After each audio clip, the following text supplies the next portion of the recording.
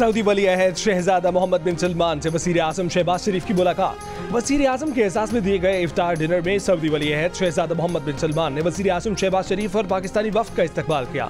दोनों रहनुमाओं के दरमियान दो तरफा ताल्लुकात और बाहमी अमूर पर तबादला ख्याल हुआ। मुलाकात में पाक सऊदी तिजारत और सरमायाकारी के अमूर पर भी गुफ्तगू हुई।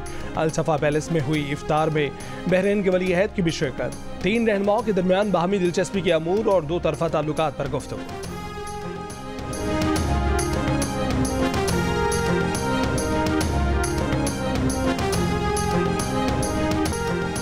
तबाहाल इमारत का मलबा, जली कटी लाशें, कुछ लाशें मदफून, कुछ जमीन से बाहर, फजा में उठता लाशों का ताफन, सांस लेना बहार। ये है गजा का नोहा जो सुनाया है आलमी इदारा सेहत ने, जिसे गजा पर इसराइली हमले शुरू होने के 6 माह बाद पहली बार शिफा अस्पताल तक रसाई मिली।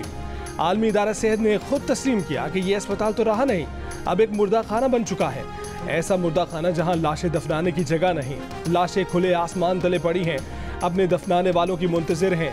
गजा पर मुसलसल इसराइली बमबारी को आज आधा साल हो गया। 7 अक्टूबर को शुरू हुई बर्बरियत पर अक़वाम मुत्तहिदा आज तक इसराइल का हाथ रोकने में नाकाम। नस्ल कुशी पर उतरे इसराइल ने 6 माह में 33,000 से ज़ायद फ़लस्तीनी को शहीद कर दिया। मुसलसल जंगज़दा फ़लस्तीन में 10 लाख अफराद को कहत का सामना, लेकिन इसराइली वज़ीर आज़म के सर पर अभी तक जंगी जुनून सवार है। हमले रोकने से साफ इनकार है। नेतन्याहू ने कहा कि यरगमाली की रिहाई तक जंग बंद नहीं होगी। इसराइली फौज का खान यूनिस में ऑपरेशन मुकम्मल करने का ऐलान। जनूबी गजा से एक ब्रिगेड छोड़कर बाकी 3 ब्रिगेड को वापस बुला लिया।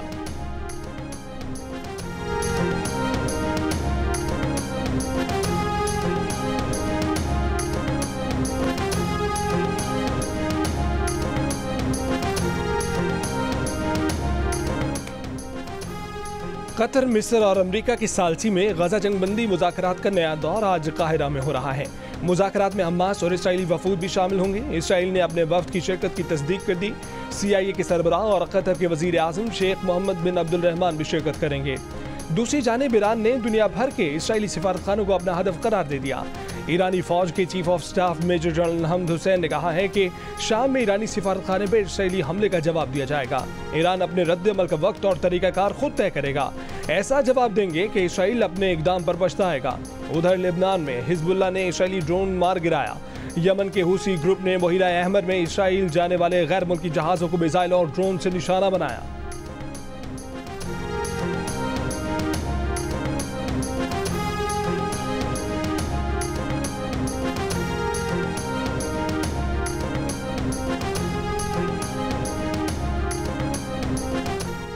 सुप्रीम कोर्ट, इस्लामाबाद और लाहौर हाई कोर्ट के जजेस को धमकी आमेज खतूत लिखने वाली रेशम, रेशमा और गुलशाद दरअसल एक ही मुल्जिम के मुख्तलिफ फर्जी नाम हैं।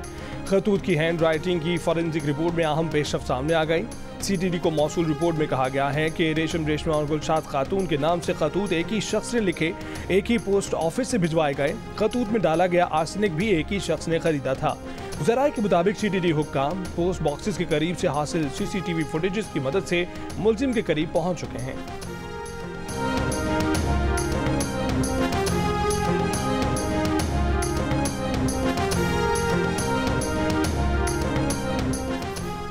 चीनी इंजीनियर्स की गाड़ी न बुलेट प्रूफ थी न बम प्रूफ। तहकीकात करने वालों ने पता लगा लिया। वज़ीर आज़म शहबाज शरीफ पहले ही सिक्योरिटी लैब्स पर 5 आला ऑफिसर्स के खिलाफ कार्रवाई का हुक्म दे चुके हैं।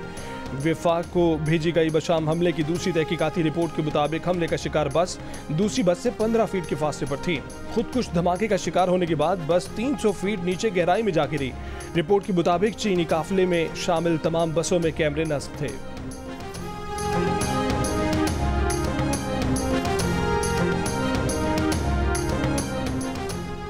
मुशीर इत्तलात खैबर पख्तूनख्वा बैरिस्टर सैफ ने कलअदम तंजीमों से बातचीत की हिमायत कर दी। जियो न्यूज़ से गुफ्तगू में कहा कि जंग का खात्मा बातचीत से ही होता है। माजी में कलअदम तंजीमों से बातचीत वफाकी हुकूमत और फौज की तरफ से थी। शहबाज शरीफ और BDM की हुकूमत ने बातचीत का सिलसिला खत्म किया। कराची पुलिस डकैती और राहज़नी की वारदातों पर काबू पाने में नाकाम। शहर में रवा साल डकैती मुज़ाहमत पर 50 से ज़ायद और सिर्फ रमजान में 16 शहरी जान से हाथ धो बैठे।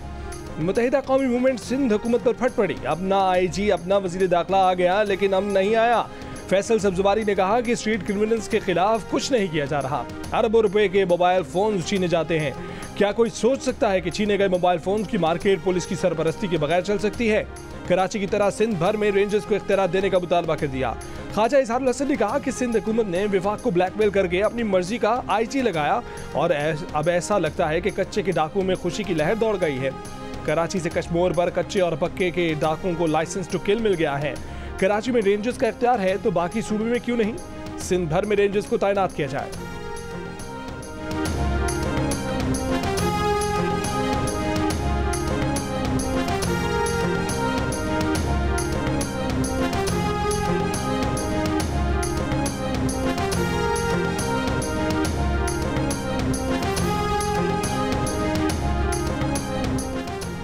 एमकेएम पुलिस फोर्स को मुतनाज़ा बनाकर मुजरिम को फायदा पहुंचा रही है। वजीर दाखिला सिंध ज़िया लंजार का एमकेएम रहनुमाओं को जवाब।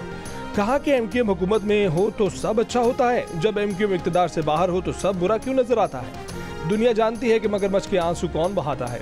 सूबाई वजीर शर्जील मेमन ने कहा कि एमकेएम का बयानिया पुलिस के जवानों का मोराल डाउन करने की कोशिश है। सियासी रहनुमाओं को कानून की हुक्मरानी को कमजोर करने से गुरेज करना चाहिए। फोर्सेस को मुतनाज़ा बनाने से अमन साबुताज करने वालों को फायदा होता है।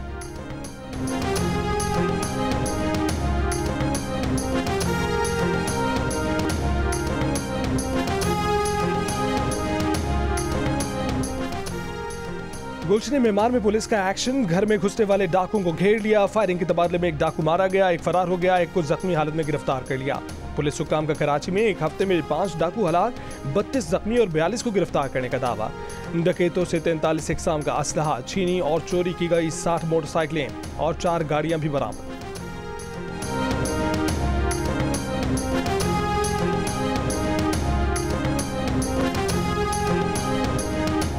लाहौर में डाकुओं ने एक ही इलाके में 2 घरानों को उजाड़ दिया। शाहदरा में बाप के सामने बेटी को कत्ल कर दिया।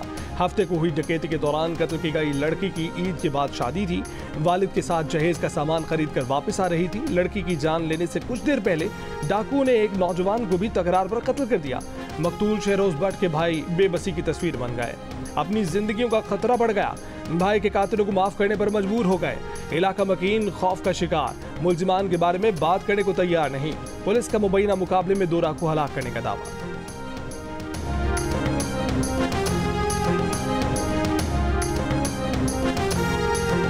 ईद में चंद रोज बाकी। मुल्क के मुख्तलिफ शहरों में ईद बाजारों में चूड़ियों के स्टॉल्स की रौनक के उरूज पर। ब्यूटी पार्लर्स पर रश। खवातीन ने जिल्द संवारने के लिए ब्यूटी सैलून्स का रुख कर लिया। ईद पर दूसरों से जुदा और ज्यादा खूबसूरत नजर आने की कोशिशें। शोला बयान। शेर अफजल मरवत का शान से यू टर्न। पार्टी इख्तिलाफात पर बात करने से तौबा। कल ही शेर अफजल ने भरी प्रेस कॉन्फ्रेंस में चेयरमैन पीटीआई बैरिस्टर गौहर को उस वक्त शर्मिंदा किया जब मिस्टर गौहर पार्टी में इख्तिलाफात की खबरों की तरदीद कर रहे थे। शेर अफजल मरवत ने न सिर्फ इख्तिलाफात की बात की बल्कि पार्टी में अपने मुखालिफिन को खुलकर मुकाबला करने की वार्निंग भी दी। कहा कि वो बानी पीटीआई को बताएंगे कि पार्टी में उनकी खींचातानी हो रही है। कुर्बानी देने वाले वर्कर्स को टिकट न देना खान के फैसले की तौहीन है। यू टर्न वाले बयान में शेर अफजल बोले कि आज के बाद वो पार्टी इख्तिलाफात पर किसी सवाल का जवाब नहीं देंगे। कोई उनके खिलाफ प्रोपेगेंडा करे तब भी जवाब नहीं देंगे।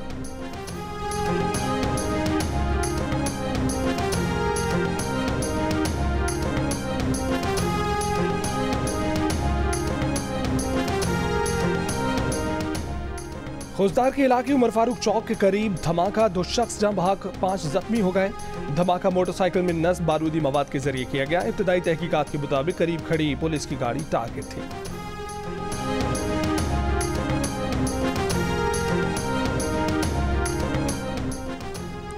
जेहलम की तहसील दीना में मदरसे के तालिब इल्मों से मुबैना बदफेली का इल्ज़ाम। पुलिस ने एक तालिब इल्म के वालिद की शिकायत पर मुलजिम को गिरफ्तार कर लिया। FIR के मुताबिक मुलजिम 12 से 18 साल की उम्र के 10 तालिब इल्मों को कई माह से ज्यादती का निशाना बना रहा था।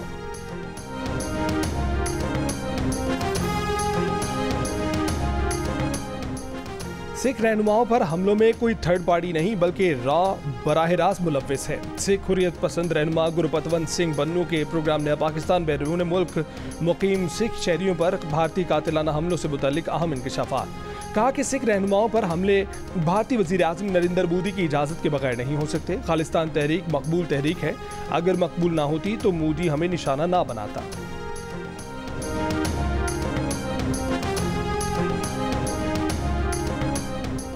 पाकिस्तान ईरान गैस पाइपलाइन की तामीर से पहले पाइपलाइन सर्वे की दोबारा तौसीक करेगा।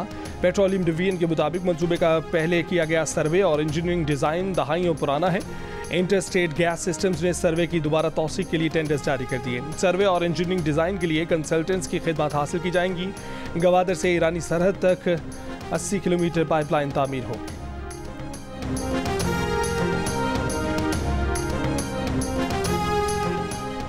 आलमी बैंक के सरकारी मलकियती इदारों को शोबों में तकसीम करने की तजवीज़। वर्ल्ड बैंक की रिपोर्ट में कहा गया है कि वफाकी हुकूमत सरकारी मलकियती इदारों को माली मदद फराहम करती है।